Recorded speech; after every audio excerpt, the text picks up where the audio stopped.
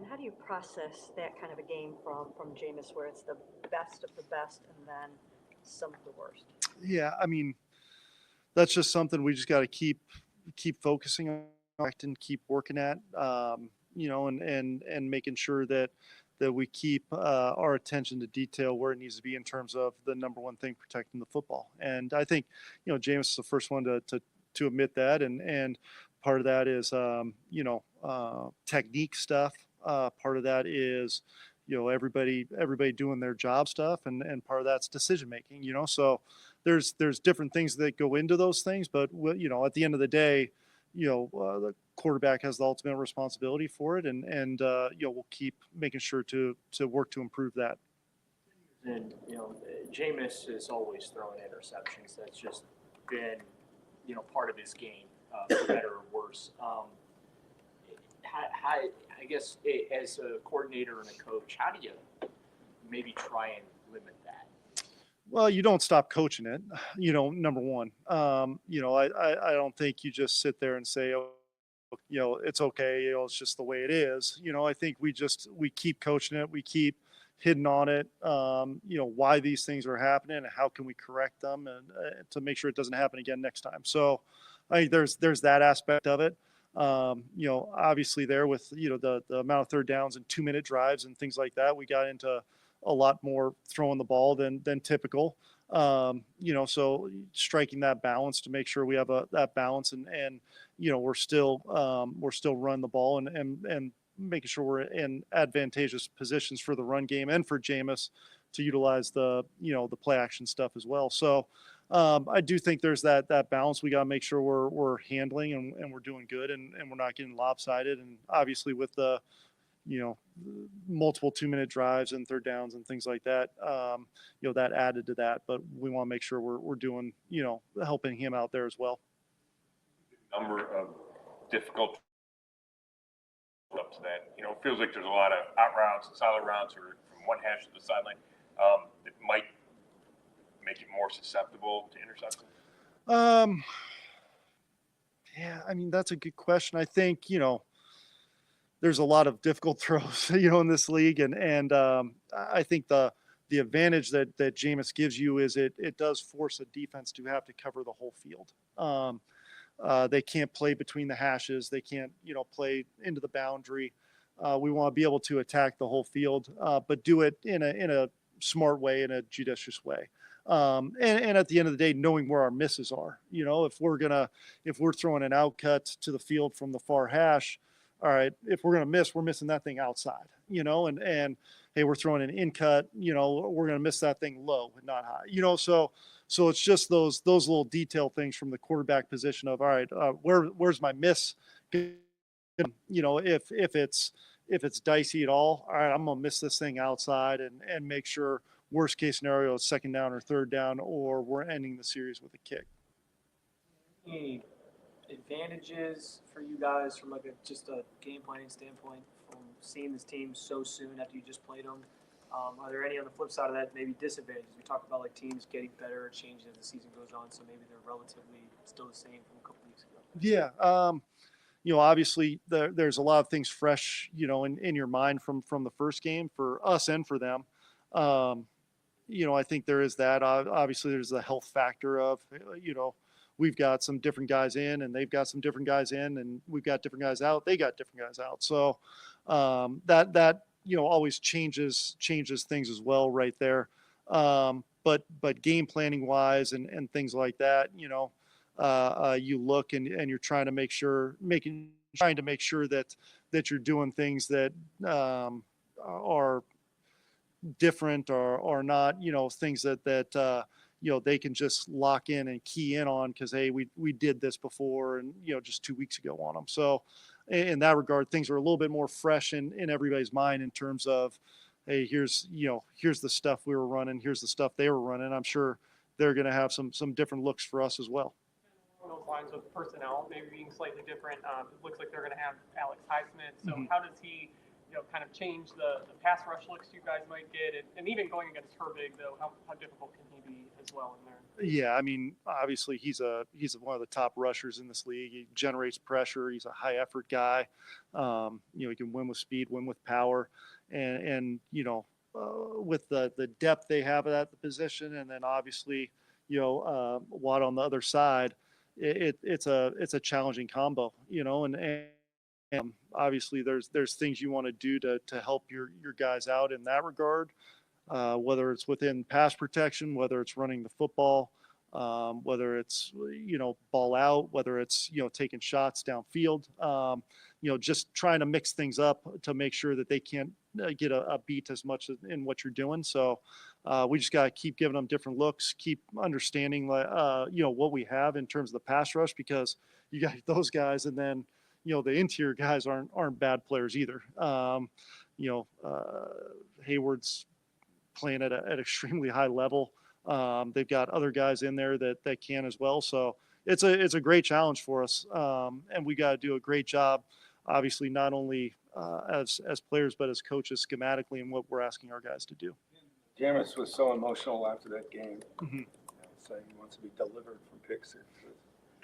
The next day, when you saw him, was he still on to the next game? I mean, I think obviously it's still, it's still in your head a little bit. It's still kind of something you're feeling, or still something not in your head, but you're feeling, obviously still, that short, time away from the game or whatever. But in this league, you got to be able to turn the page quickly. And, I think that's the great thing about Jameis is he's a veteran guy. He's been through a lot in his career, good, bad, and I think he's got a good understanding that, hey, obviously there's some things that went well, and there's some things we've got to correct from the last game. He's gonna work to make those corrections, but we got to turn the page and focus on a opponent this week who is, a really good team, a really good defense, and we got to be able to turn the page quick here, especially on a short week. When you have a number one receiver like Jerry, who can kind of thrive from anywhere you line him up, that help you as a play caller, what sort of things, what does that open up for you?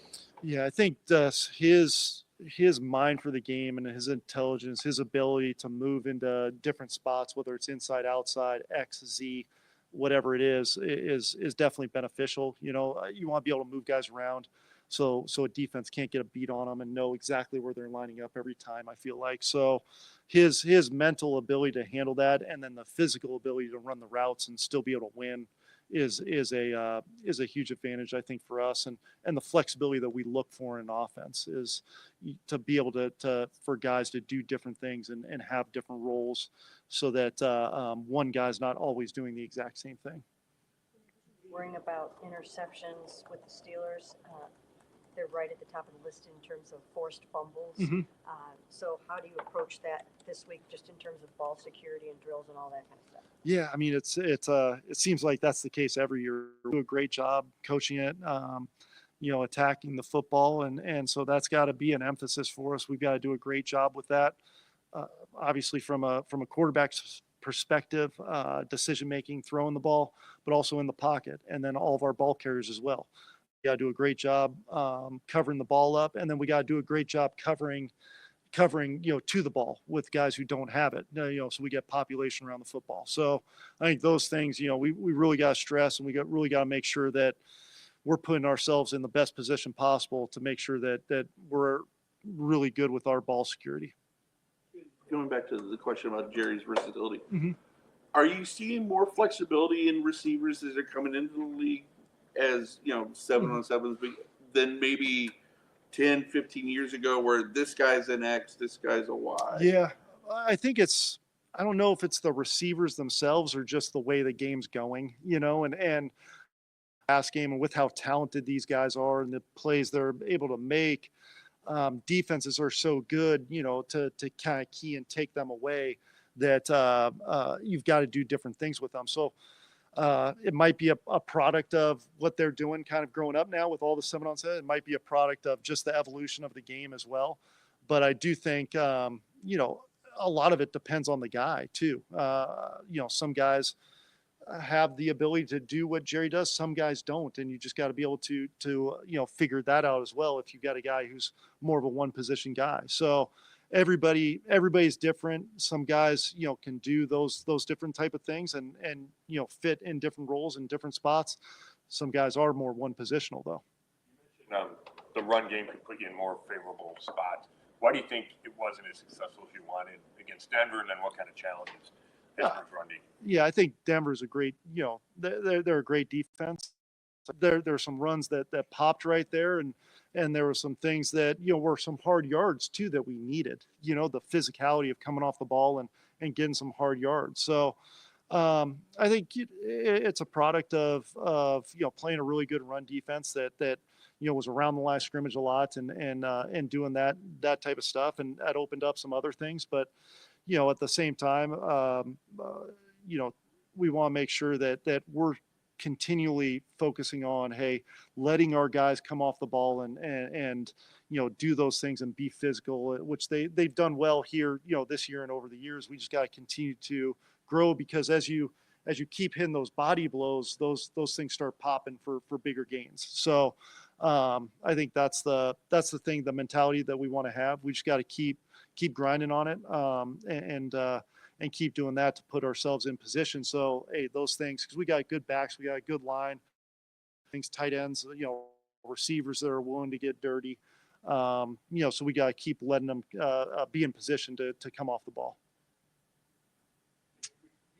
Corner like Porter, they got a bunch of those flags against Cincinnati the other day, and he's obviously a physical guy.